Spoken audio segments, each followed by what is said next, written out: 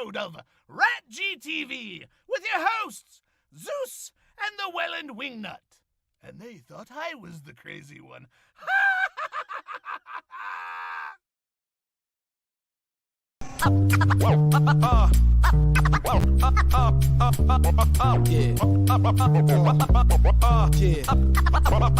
Black magic. You got to know, got to show, it's time to roll. So just tell me what you want to hear. Tell me what you want, so just tell me what you want to hear. Welcome back, everybody, to another edition of RatG TV. It's your boy Zeus, and with me, as he is every week. Oh, look, my camera's right this time. My heterosexual life mate himself, my partner extraordinaire, the Wellandwingnut. How's it going, Steve? It's going good, man. How are you? Good, man. Good. You're looking frozen there. I'm hearing Yeah, you. yeah. My screen's. I was just doing something on another page here, and now my screen's doing something weird here. Well, see that. Look at that, folks. Just like the professional team that we are. Steve, why don't you just try to back out and come right back in? Yeah. That's what I'm gonna do here. There you go, folks. As soon as I can. Yeah, as soon as you can, right? That's not going to let me do it. So here we are. Welcome back, everybody, to another edition of RatG TV. As I said, I'm your boy Zeus. Please don't mind the lights coming across here. Just I'm gonna have to get something to put over the blinds here.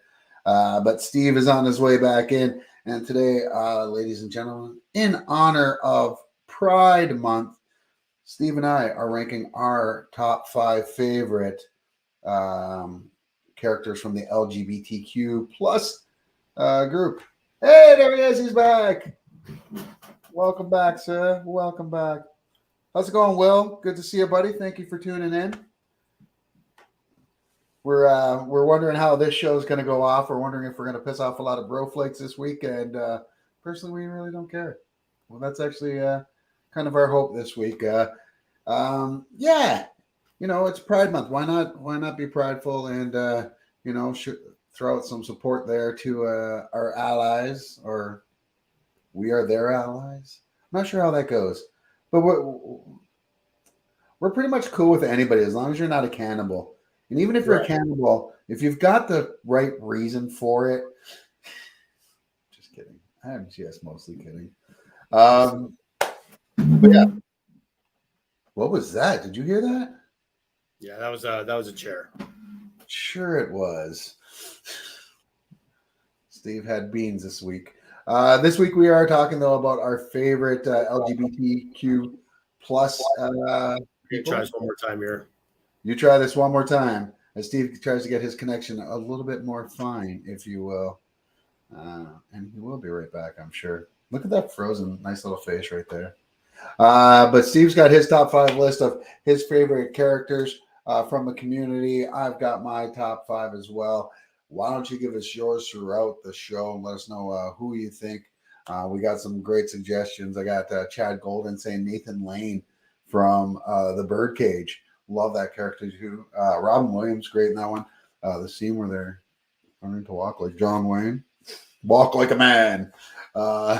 Good stuff, man. So there's lots that's going to be coming up this way. Thank you for the like and the laugh. I don't know if that laugh is in jest or what, but hey, let's get on this ride together. Steve will be right back as soon as he gets that going. And we had a pretty interesting weekend. I guess I can talk a little bit about that. As you know, Steve and I both host panels at Comic-Cons, Hamilton, Niagara Falls, and we got to do so again this weekend, and there was some pretty cool stuff that happened.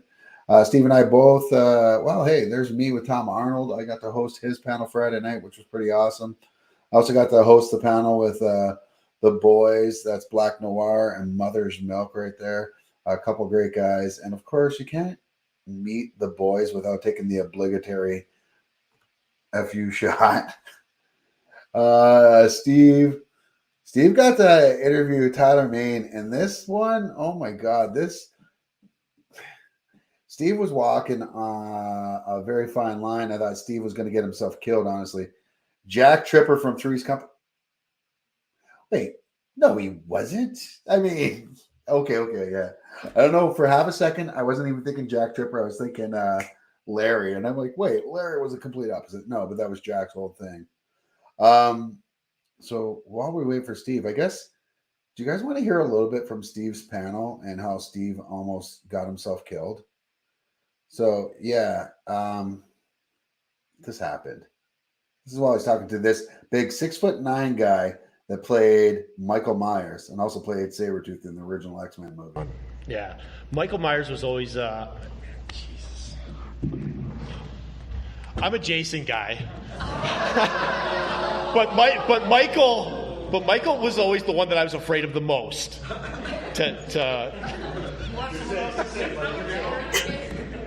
Because he was real. Like Jason was campy, Jason was funny in the 80s. Michael was never funny.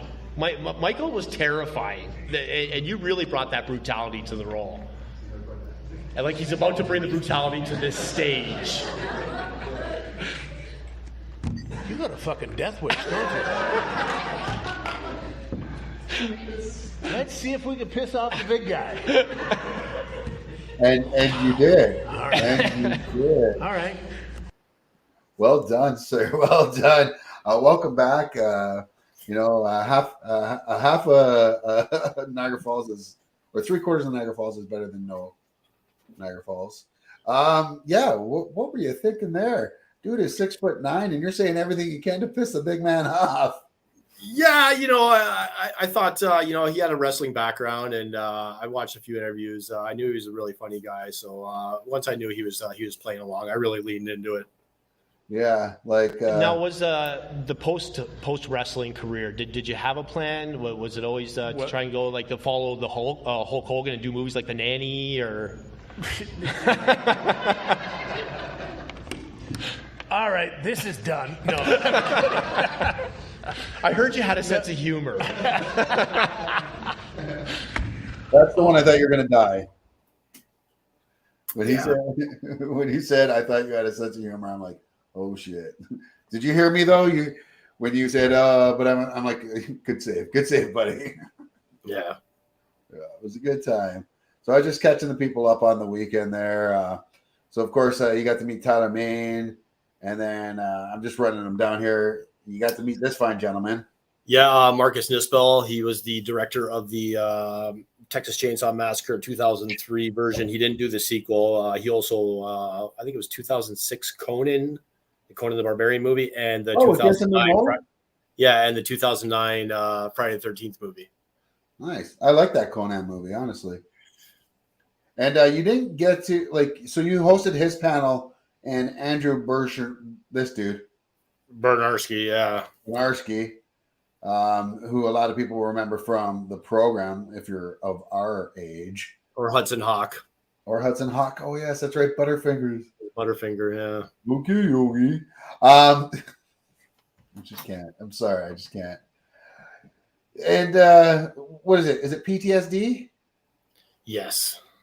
So this is a little clip that Steve got from his panel with Andrew Bernarski. My crap, that's the hard fucking part. It's easy. Anybody can kill a room full of people with a chainsaw looking like a maniac and freaking out on them. Try making that shit look good enough so that you get PTSD from it. Because you don't know the difference because you did it. You just pulled it, cheated the angle a little bit. And it's psychology, just a big idiot that you find off the street. That's wrestling for failure.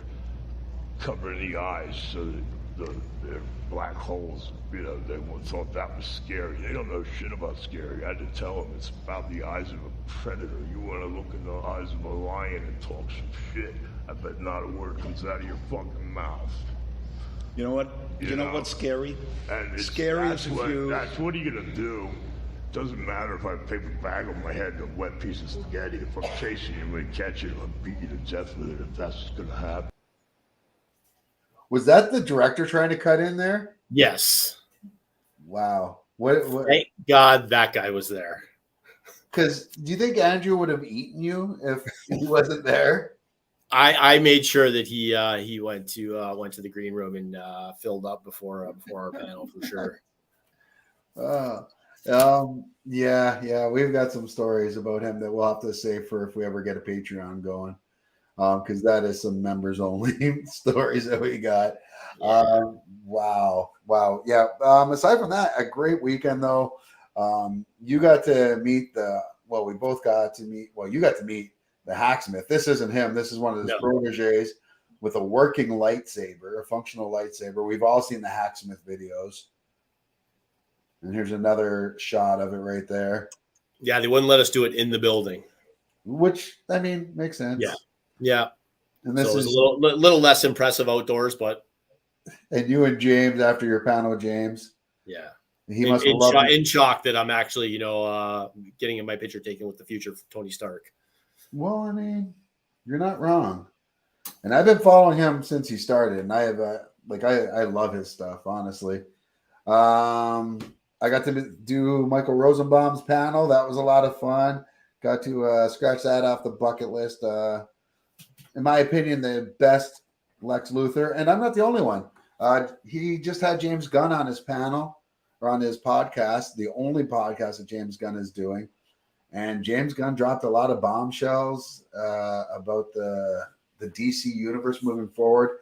But he also said that with a signed picture of Gene Hackman as Lex Luthor right behind Michael Rosenbaum's head, James Gunn says, "You're the better Lex. You're the best Lex of all time." And I think a lot of us feel the same way because all the other Lexes, at least for me, were all caricatures. They're like way over the top, and that's never been Lex. He's very subdued, very, no worries. I've got a million plans. I'm not going to get angry, and even when he gets angry, it's hard to tell. Then you had Steve Ferrone. Yeah. Drummer for the Heartbreakers. This guy's like his resume is just chock full of Rock and Roll Hall of Famers that this guy's played with, and he's a super nice guy. We talked about Tom and his passing and what the future of the band was, maybe if at all, any hopes. He said, it's still a great band. All the guys are still there, and only the future will tell. So yeah. They just need to find somebody else. And would they still be called the Heartbreakers? Because it would be whoever in the Heartbreakers, right? Anybody who's been to a Tom Petty show knows that it's the world's biggest sing along. So I mean, I say just get the Heartbreakers out there on the road and let the crowd do the singing. Do all the hits, man. They can do that.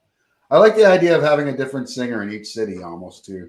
Yeah. Or for each state, whatever's easier. Yeah, singers. Yeah. Yeah, but what's funny is when we were leaving the one night, and you and I took in separate vehicles or whatever. The comm was long over. Steve was sitting out front at a bus stop just eating food. I was like, oh, all right. And nobody would have known, right? You just sit there anonymous and sitting in his greatness. Yeah. And speaking of greatness, I had the great opportunity to sit between, oh my God, like 90s me, like Attitude Era Zeus was in his heyday. Like if I would have told myself that I would be sitting in the middle of a Trish and Lita sandwich, I can't even. Team Bessie, that's right. And if you're watching wrestling, you know that those two are feuding right now. So I was there as not only the moderator of the panel, but the moderator between those two to make sure that they kept everything kosher and didn't step out of line. But it was a lot of fun. We swerved Trish when she came in there, and we promised Lita we wouldn't post any videos or stuff. But if you guys could have saw it, it was pretty funny. Well, when she came in, I gave her this big 7-time world women's champion, first diva of the decade, blah blah blah. America's Got Talent or Canada's Got Talent host, the one and only Trish Stratus, and she comes out, and her new thing is she gets the crowd chanting "Thank you, Trish." So when she came out, and I do all that, and she comes out, and I'm like, got the whole crowd, and we're going, "Thank you, Lita." And then she turned around and walked away. You had to be there, okay? Shut up. I hate you. I hate you so much. So that was my Trish and Lita story, and that was Lita. That shows you the real heat that they had. It was her idea to punk her, if you will. Speaking of punks, just you and I here, a couple of punks, about to do our show here, and this is going to be a fun one. So many characters. Like when we did, anytime we rank these, I don't know about you, but I'm sure you're the same as me. I go right on to Google and I'm like, okay, who are the top 20 or 50 in whatever it is we're researching, and then I pick my favorites from that list. There was a lot in this list. Oh, for sure. Like so many, and I'm like, oh yeah. But then there's a few that I'm like, oh, well, were they really? Like, you had Stewie on your list from Family Guy. I did. Heavily implied that Stewie is gay, but we don't know for sure, so we don't want to assume. He's a baby. And he's a baby. That a cartoon baby. Yeah. I thought about putting Tim Curry on from. Oh my God, I was going to say Little Shop of Horrors, Rocky Horror Picture Show, but we don't know there either. Yeah. So we know he's a transvestite, but we don't know his sexual orientation. So with that being said, there were a lot for our list to go with. We'll do it like we do every week. We're going to give our top 5. Steve will start us off. And folks, if there's someone for you that you would like to add to the list, let us know in the comments, and we'll gladly discuss. Steve, you can hit it when you're ready. All right. As I search for my list here. At the bottom. Here, I'll get rid of that. I can't get rid of the one below it, but yeah. Oops. Yeah, of course, my computer's asking me to run an update right now. That's all right. You want me to do it for you? No, I got it. Okay. First on the list, the only character I picked, the only actor I picked that's not currently currently a member of the LGBTQ alliance. Right. Ross Marquand plays Aaron on The Walking Dead with his badass battle axe arm there. Jesus, such a good guy. Yeah, great guy. Did he survive? Oh, geez. I don't remember. Yeah, me neither. It's been a few months since I saw the finale, so yeah, I don't remember. Couldn't tell you. Yeah. I ducked out before that. A lot of weed. And it's his favorite show too, folks. I'm just putting out this one of his favorite shows. All right, a good one. Next, I didn't finish watching this show, but I definitely watched more than a few seasons, and this show is hilarious. So many great characters. Jesse Tyler Ferguson, though, plays Michael Pritchett on Modern Family. Yeah, I think I've only watched like maybe one episode of it. And yeah, I don't know, because it's very Office style, right? Is it documentary style? Like they have exactly. Yeah, there's like testimonials and yeah. I had The Office. I'm good. Next, I watched this show here and there. I wasn't a religious watcher of it, but I love Sean Hayes. I love Smartless, and he's a funny guy. And he was a funny guy on this show, Will and Grace. He played Jack McFarlane.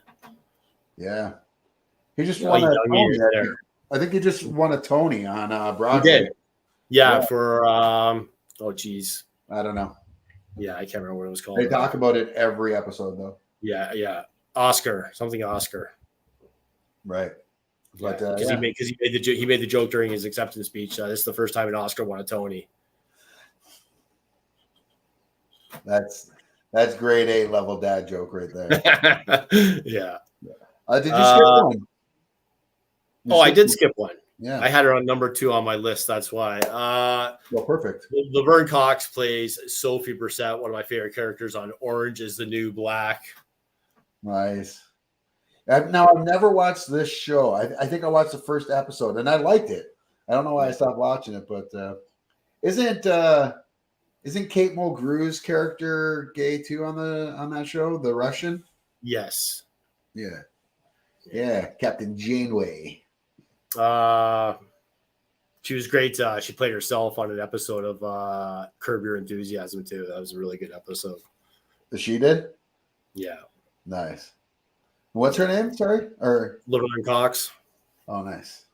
Yeah. All And right. number one, what's that? Oh, I was just saying, number one. Oh, yeah. Number one, probably one of the best actresses on the planet right now. She's in everything, and she's great in everything she's in. I'm talking, of course, Sarah Paulson, who played Lana Winters in American Horror Story, Asylum. I didn't realize it until today that this was actually based on a real character. It was a journalist. She wrote an expose about a hospital and found herself inside. Damn. Well, that's pretty crazy. Isn't that a few of their stuff though? American Horror Story, like didn't they do? Yeah, loosely based. Yeah. Yeah. Yeah. Yeah. I made it through the first 3 or 4 seasons of that. I did like that one though. Honorable mention. Our buddy Paul LaBelle said Elliot Page for her role on the Umbrella Academy. His role on the Umbrella Academy. My apologies. And yeah. Oh, there we go. Kurt Jr. said the same thing. Vanya, Victor, and Klaus. Oh yeah, because Klaus is pretty sexually ambiguous, right? I haven't got to see the last season yet, though. Umbrella Academy is a dope show, though. I'm gonna go with my top 5 right now. Get them out of the way real quickly. I'm talking like very quickly. Very quickly in the house. Number 5 on my list. I'm going all the way back to Doctor Who, and this was a great character. I feel like I'm choppy now. Yeah, I don't know what's up. I'm doing some Max Headroom stuff. If I do this really quick, is it really kind of cool? Anyways, number 1, Jack Harkness. I mean, this character is such a blast, so over the top, and just so comfortable with his sexuality, and just I want to say he's always in control, but he's rarely in control, and that's kind of what we love about him. And he fits in perfectly with the Doctor Who world as well, and played by the great John Corbin. John Corbin. I'm saying his name wrong. Someone will correct me though in the things, as they always do. Number 4 on my list. She didn't start off as a gay character, but as the character grew and moved on, she definitely embraced her true sexuality, if you will. If you can say that about a fictional character. I'm talking about Arrow alum and DC's Legends of Tomorrow. Leader of the team, Sarah Lance. That's right, the White Canary herself. Sarah and Ava. This show is just so fucking weird, and I love every minute of it because they do the weirdest thing. It's a time travel show, but it's got magic in it as well, and they've got this giant teddy bear that terrorizes them for like the last few seasons, and it makes no sense whatsoever, but it's so like Preacher. it's so great. I dropped off on Preacher, and I don't know why. Because I got lost in the second season when the stranger showed up. Right. The guy that just kept shooting everybody. Yeah. Yeah, I forget what his name was. Yeah. This one had to make my list, especially if you're someone of our age. I don't know if you watched it. I know I watched it, though. I didn't watch all of it. I stopped. Once they did the musical number, I was out. I was like full time out. Like I was already starting to slowly get out. But once Buffy the Vampire Slayer did their, I think it was their 200th episode, and I thought you were going to say Pop Rock. No. I say you jump the shark, though, when you do a musical. I'm sorry. Unless you're Glee. But for me, it was definitely Willow and Kara, of course, but Willow especially, Allison Hannigan, great character, and I think one of the really first out lesbian characters on a TV show. And I know that she was very influential to a lot of young women that were lesbians themselves at the time, because you know, they would talk. Anytime we would post anything about Willow on Ryan's All Things Geek back in the day, like that they would come out and be like, yeah, man, like changed my life. So good on her. Good on that show. Number 2, you ever watch The Wire? No, I haven't. Oh, wow. Yeah. You like Breaking Bad. This is like, it's right up there. Like it's the same, along the same level, same kind of writing, and just as gritty. And The Wire was great, but one of the biggest bad guys on that show is the one guy you would have never expected, and that's my boy Omar. Omar Little was he was the bad guy on the show. He was the villain, man. But he was that villain that you liked, you know, like because it's so hard to explain, like without watching the show, like because he did some right horrible shit. But then, you know, just when you think he's gonna screw over the good guys or something, he ends up screwing over different bad guys just to help out, right? Or maybe to help himself out. But great character, great actor. Rest in peace. We lost him last year. Yeah. And number 1 on my list is going to be a little strange for some. But, you know, I'm not going to go without having at least one comic book character on here. And it's not the first gay character I knew. I was going to put North Star on, but we're talking top 5, and I hate North Star. He's a douchebag. In the comic books from Alpha Flight, he's just an angry Quebecois.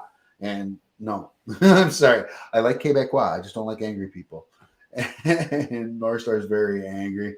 Then I thought about putting Wiccan on, who is Scarlet Witch's kid, who married Hulkling. But to me, I had to go with Mystique, like one of the OG X-Men baddies.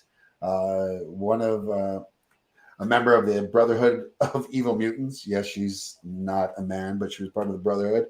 And I mean, always a thorn in the side, mother to Nightcrawler and surrogate mom to Rogue. And yeah, she's a badass. And that's her with her lover Destiny. And the two of them always have visions of taking over the world. That's an inside joke because Destiny can see the future. And that's it. That's my top 5.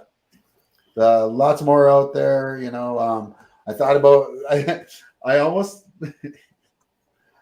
and I forgot their names, but I almost put on Damon Wayans and David Alan Grier from Men on Film. Yes, Men on Film. That was it, right? Yeah. Yeah, they were so good. Hate it.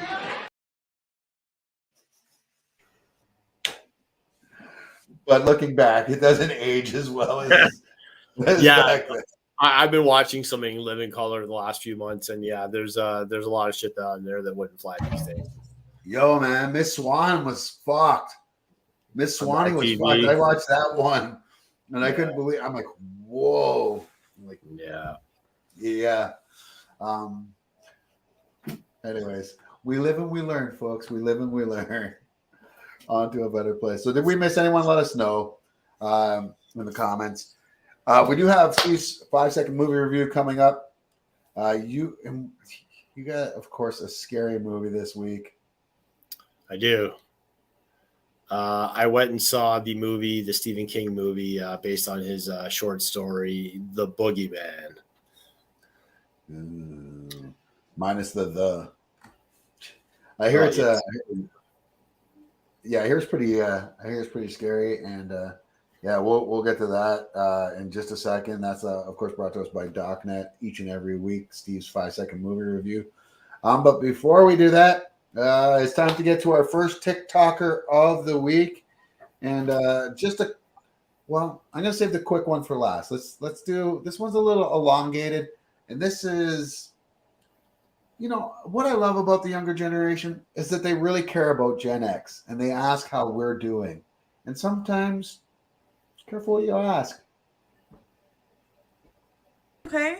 What kind of stupid fucking question is that? We're fine. It's 2023. This shit is a cakewalk. We got like 900 TV channels and Prozac. Our kids are grown or almost grown, and our parents are either dead or too old to threaten to kill us every day. I brought you into this world, I could take you out of it. Our boomer parents could turn anything violent. Hey, Dad, can I get a paper towel? I'll paper your towel. We didn't have anti-bullying campaigns. Our parents bullied us. If we got hurt, like really hurt, our parents were pissed. Our parents would leave us places all the time. They'd forget us at the store, and there's no way to get a hold of them. So you just have to sit there and hope they came back for you. The school had to take our pictures and fingerprint us in case we got kidnapped. We were like 30 years old when we were 12. Already smoking cigarettes, drinking our parents' liquor. We are older than Google. We spent 30 years taking a dump without a cell phone, and no one had to tell us not to eat fucking laundry detergent.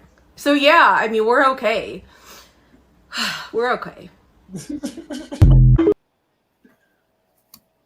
Yeah, we're okay.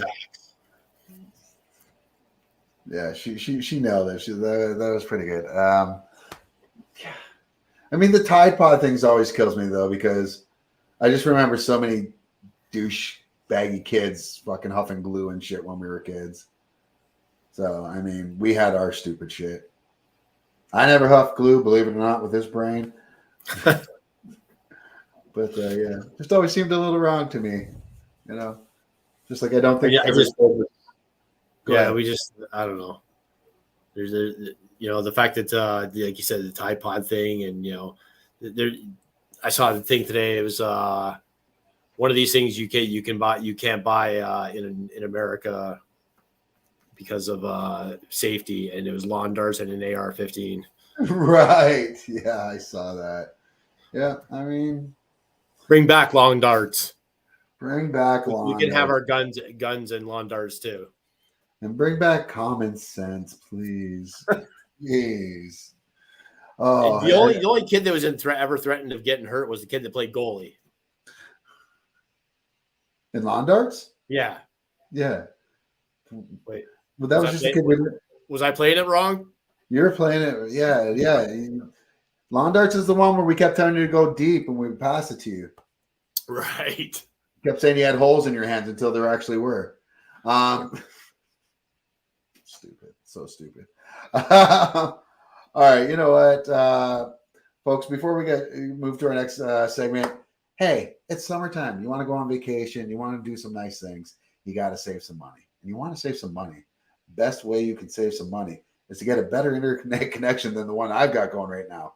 I'm not with DocNet where I am at my new house, as you can see. But if you do want to get the good service, go to docnet.ca. Tony, he'll hook you up, get your internet up and going. I got to see if my roommate will switch over at this point now, as we're seeing a lot of choppiness here. And that just tells you the difference. See, this week as compared to the previous weeks. Anyways, folks, save yourself some money. Get some good connection and go to docnet.ca and tell them that Zeus and the Wellandwingnut, even the Wellandwingnut too, we both sent you. And have DocNet connect the world. I'm not doing it to your home. I'm not docking anymore. I'm not docking. Nope, you ruined it for me.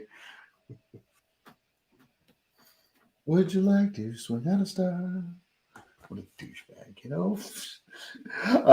Anyways, folks, it's a good time for Steve. Right now, Steve, yeah, I mean, horror movies. Right? They're such a good time. They really aren't. Oh, we got a comment. Is it about our choppiness?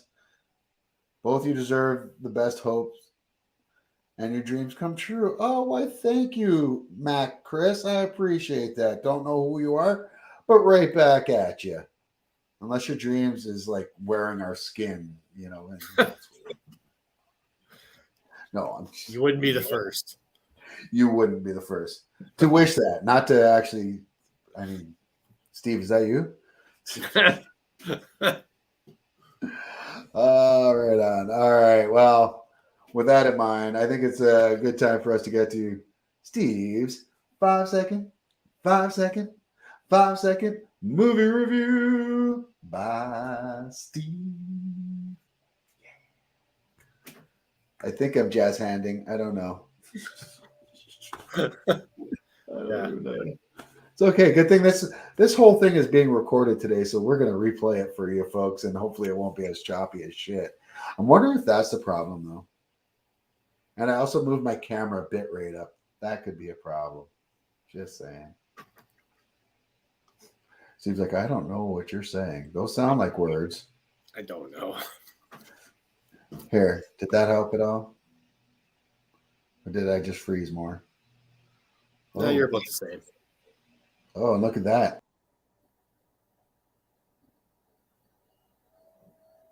Oh, there we go. There we go. On the wrong side. I am still frozen, though. I can see that. Can you hear me, though? I can hear you just fine. You can hear me just fine. It's just my camera shit. Okay. I'm going to pull a Steve right now. I'm going to back out. All right. And then come back in and we'll do Steve's 5-second movie. Sounds good. Yeah.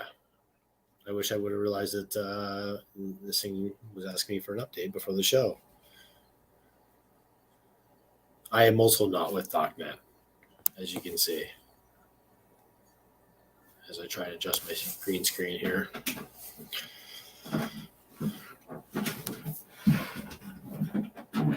All right, Boogeyman.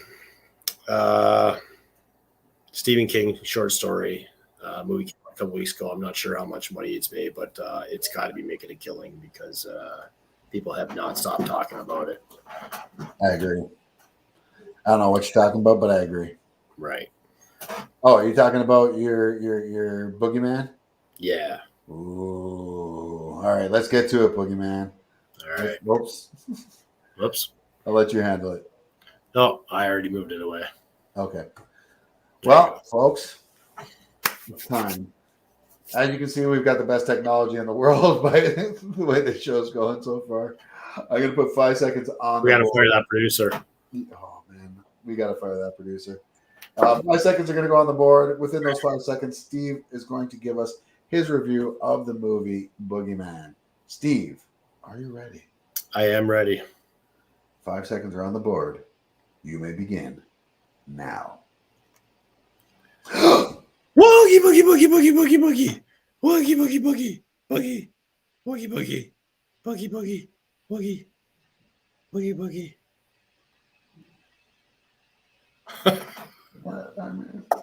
If you know, you know. Is that Mr. Boogedy? No, it's from Porky's. Oh, I'm like, I know that face, and I'm just, but yeah, it's been a while. No, I know the review is cheesy, but this movie was not. Facebook user couldn't finish it. She left. Oh, no way. Yeah, she walked out. Yeah. Tell her I said she's a chicken. Yeah, probably about 30 minutes in. Yeah, you know, I read an interview with the director after I saw the movie, and you know, the interview was just spot on with what my thoughts were when the movie had ended. He was successful in what he was going for because the movie builds tension right away and just holds you there almost the entire movie. And I'm a seasoned horror movie guy, and this was it kept me on edge, man. It was really good. It had a very 70s feel to it. I'm definitely going to watch it then. Yeah. I can watch it. Yeah, it was intense for sure. Great movie. Well, all right. Well, what do you give it out of 5, buddy? What's the Wellandwingnut scoring? I gave it a 4.5. Oh, wow. Wow. Out of 5. Yeah. Yeah. So it was so scary that you felt like if you gave it anything lower than that, the boogeyman was going to come get you. Right. You know, it really preyed on something I think everyone experiences at some point in their life. You know, thinking about the closet door being open or under your bed, or as long as the covers are on you, you're fine. And all those little things that people grow up with when they're kids. So it definitely preys on that, and he did a great job. It was a great movie. Dude, well, I mean, I'm going to have to trust you on this one. I know that's hard to believe, but I feel like I should just probably pass on it, just because I don't want to steal this from you. Like no, maybe. All right. Well, there you go, folks. If you like scary movies, like Steve likes scary movies, you're really going to like Boogeyman. And it had nothing to do with John Wick. No. It's funny, though, when the weekend it opened, it was playing at the drive-in with John Wick. Yeah, I remember you texted me. Like, oh, yeah, that's smart. That's like opening up a weed dispensary beside a fucking McDonald's. A Bubba Yaga double bill. Bubba Yaga double bill. I like it. All right. Well, hey, buddy, that's good. We made it through the 5-second movie review without any too many issues.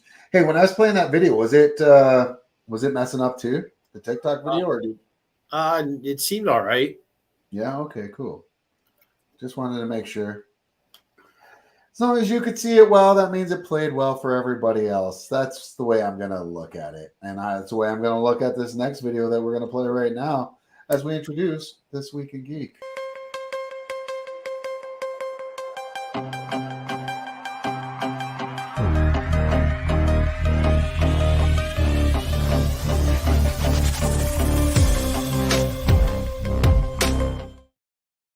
I just want to say that was a masterful fucking segue.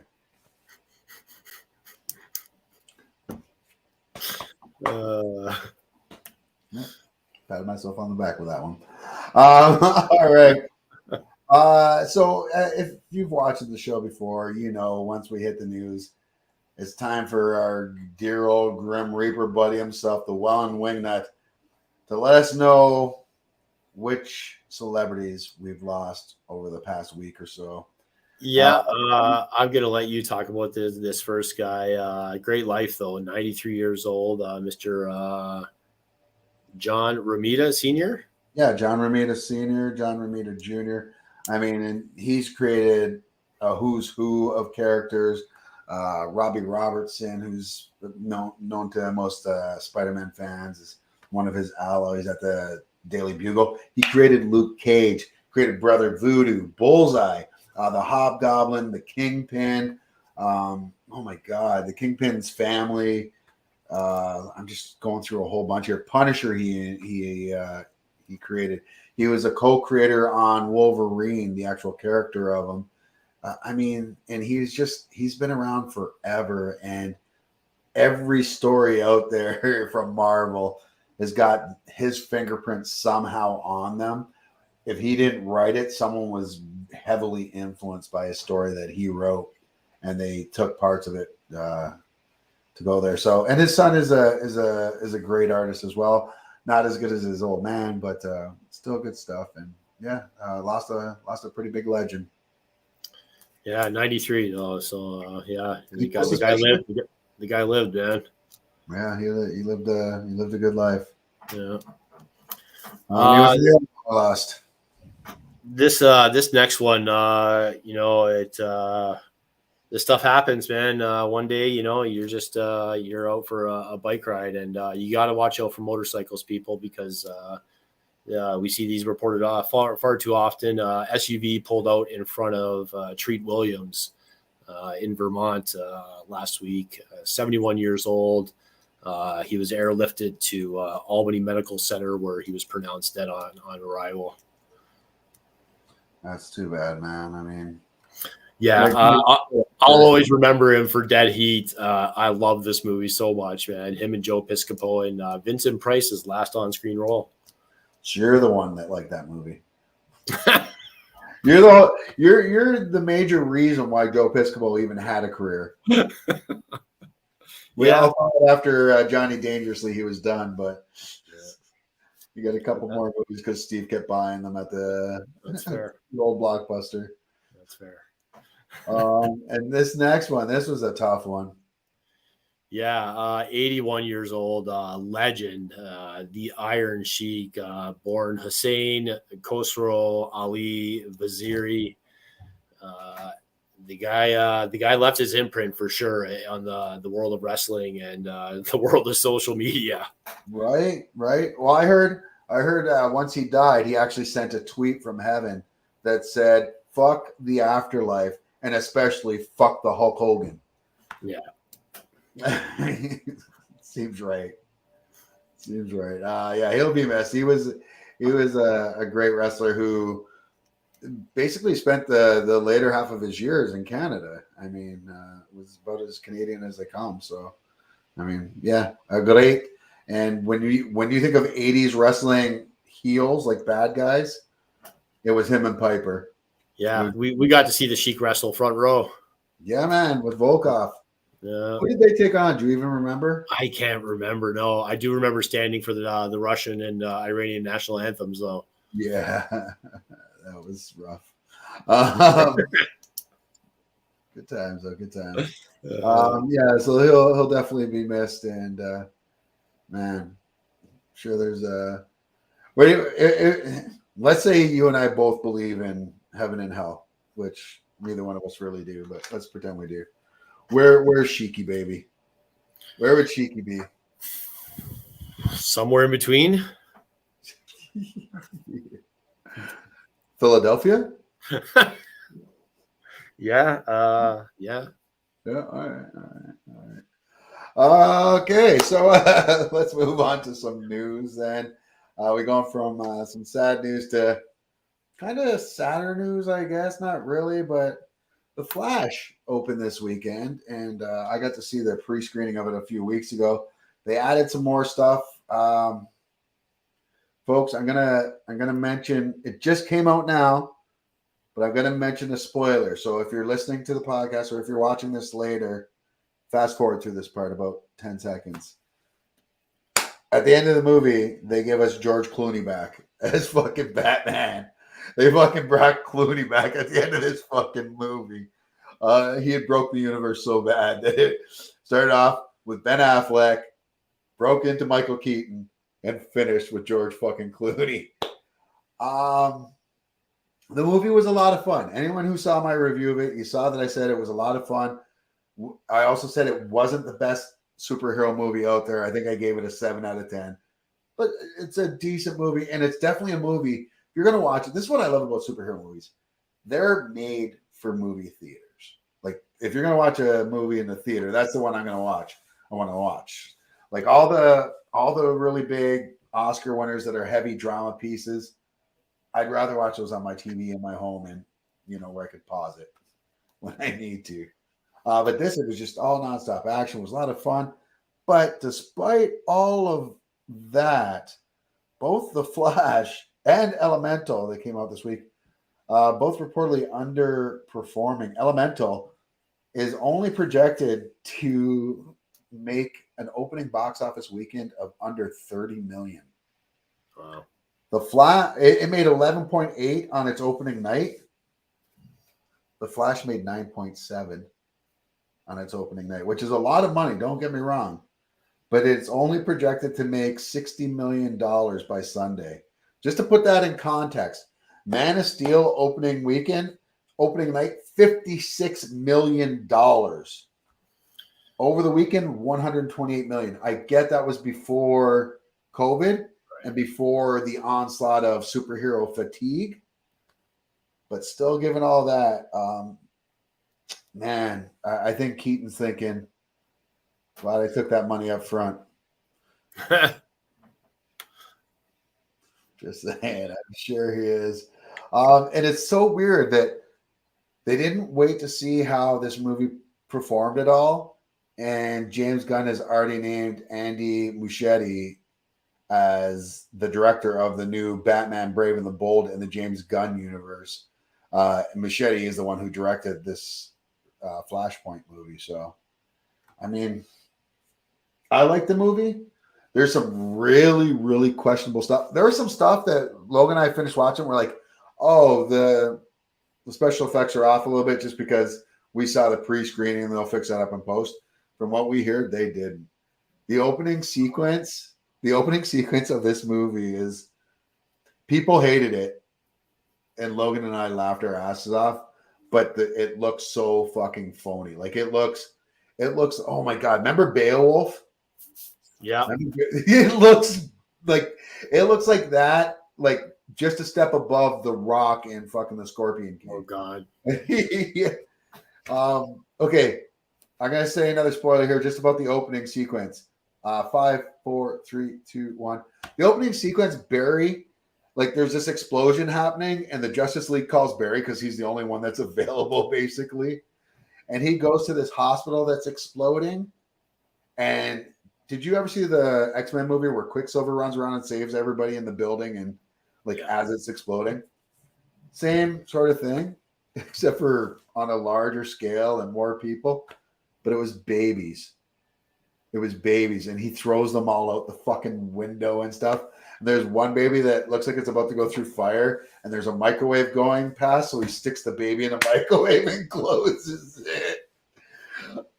He saves all the babies and a fucking CG dog, and oh my god, it's they were CG, thank God. Oh yeah, right. But the director said that all the CG was done on purpose to look that silly. I hope he's right. I hope it was done on purpose. It makes sense for the babies, you know. Yeah. There really hasn't, ever since the laws got changed in the 80s after Twilight Zone, there hasn't been too many baby stuntmen. No. Last one was that kid from Pet Sematary. No, I'm kidding, folks. I'm kidding. He's gonna be at Frightmare this year, right? Or Hamilton Comic Con? Gage? Yeah, it's gonna be at one of them, or maybe it's Buffalo. I just saw the Nickel Con. Nickel City Con, yeah. But yeah, so yeah, that was the thing. Speaking of the cons, this weekend at the con, we got to see Giancarlo Esposito numerous times. I tried to play it cool every time we just walked by him and give him you actually talked to the motherfucker. Yeah, as we were when we were talking, hanging out with Tito Santana there, we were getting ready to leave. I couldn't help myself to mention to him. I know he's probably getting inundated with Star Wars and Breaking Bad stuff all day. I said, I really loved a movie you did about 20 years ago called Derailed. And he looked at me. He's like, "Oh yeah." He tells this story about Bobby Bonds in the movie. He's like, "The Bobby Bonds story." Fucking. I'm like, "Yeah." He's like, "What's your name?" I said, "Steve." He extended his hand to shake my hand. He's like, "You got great taste in movies, Steve." Nice, right on. That's awesome. Now, was that your story about Giancarlo as well, or what's no? He's actually been added to the cast of what's only being titled right now as a Universal Secret Monster movie. Oh, so here's my question: is it still continuing on from Tom Cruise's Mummy movie, because that was supposed to be the Universal Monster universe? Russell Crowe, Dr. Jekyll, and Mr. Hyde, and I don't think Kevin Bacon's Invisible Man was in it, but was there another Invisible Man that came out? There was just recently another one. And I think that's in this universe. Yeah.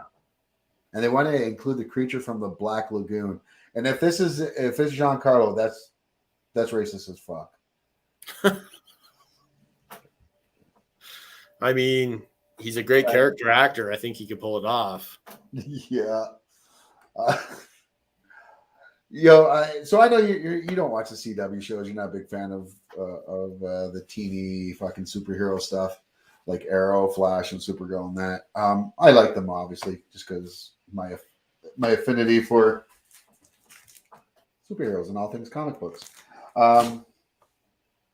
CW, we reported it a few weeks ago. This fall season is the first time since Smallville came out over 20 years ago that they haven't had a superhero show in their fall lineup. Now, we weren't sure if Superman and Lois were going to get canceled or Gotham, whatever the fuck that Gotham show was. It was so bad. The new one that just came out, though, with Bruce Wayne's kid. It's not his kid. Anyways, that one got axed, as we figured it would. Superman and Lois, which to me is maybe the greatest representation I've ever seen in a TV show of Superman. And this is coming from a guy who loved Lois and Clark, who loved Smallville and all that stuff. This one is like, they fucking nailed it. They actually said that they're going to bring it back for a fourth season, but only 10 episodes. And not only is it going to be 10 episodes, this cast right here, you can see on the left, that's Lois Lane. Right above her is Tyler Hoechlin, who plays Superman. Their son or the kid behind them with the curly hair is their one son, Jordan. On the far other side, that boy in the front with the black jacket, that's their new son, Jonathan. Everybody else there that's been there since basically day one, almost day one, that cast has all been replaced. They're all gone off the show, coming for season 4. And in lieu of that, they're adding Walking Dead alum Michael Cudlitz, I think. Yeah, Cudlitz. Yeah, and he's playing Lex Luthor. And he plays a really tough, macho Lex Luthor. Cool. I mean, cool. Yes. I mean, sure. Why are you gonna make a character and then make it not the character though? Like my whole problem with Henry Cavill, I think Henry Cavill would have been a perfect Superman had someone written him properly. Anyways, we're not gonna get on that. Yeah. I've been on that soapbox since 2013 when that movie came out. I was so upset. Do you remember when that was coming out? And I was like, "Oh, he's going to be the best Superman ever. This is going to be great. You just wait to see what Zack Snyder does." And then it was basically Ghostbusters 2016. I was so hyped for that one too. I thought they had such a good cast. And they did have a great cast. Yeah, they did. And fuck, Paul Feig. Yeah. Anyways, I digress. That's what I do. You know what? The only thing that made me sadder was watching Bambi's mom die. Yeah, and you may have to. I mean, you don't have to, but people are going to be presented the opportunity to go through that trauma again as Disney is headed towards making a live-action Bambi movie. And they're in talks right now with Oscar winner Sarah Polley to possibly write and direct.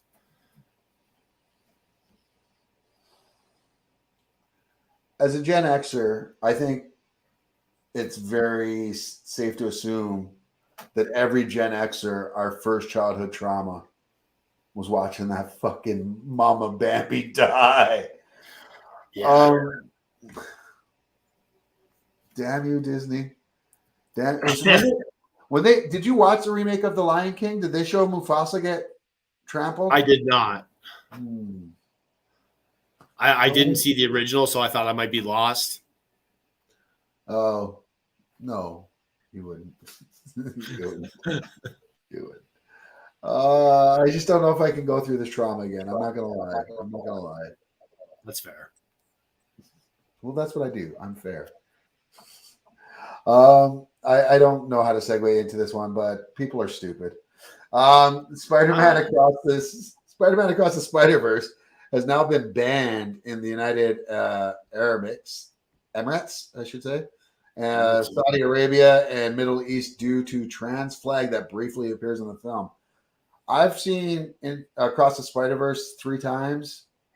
I haven't seen it once. I haven't seen that poster one fucking time. And maybe I did see it. It just doesn't offend me seeing that. So, but different country, different religion and everything. So you guys do you, I guess. But let me just say, y'all are missing out on one of the greatest comic book movies of all time. Definitely in the top 3. And the top one and number 1 is the first one. So yeah, that's just me. That's what I talk about. You know, I'm just talking to this dead city here. Dead City, the 5th spinoff from The Walking Dead. You know, this kind of got spoiled before the final episode, which I don't know why they would tell us about that. But probably during the final season, we're going to look at that. Yeah. But Maggie and Negan, there's a huge time jump here, which kind of confused me at the beginning. I didn't know that going in. But yeah, a huge time jump in this. There is a new community, the New Babylon. It takes place in New York City, of course. Negan is a wanted man. Again. Shocker. Still. Yeah. So yeah, I'm gonna give it a few episodes. The first episode was mediocre, I guess, at best. Well, they got to set everything up, right? Yeah, exactly. Yeah. Well, we'll see. We'll see. That's the same thing with Strange New Worlds. A lot of people are complaining about the first episode that came out. And I'm like, it's just the first episode of season 2. Like, you guys got spoiled in the first season. It was great.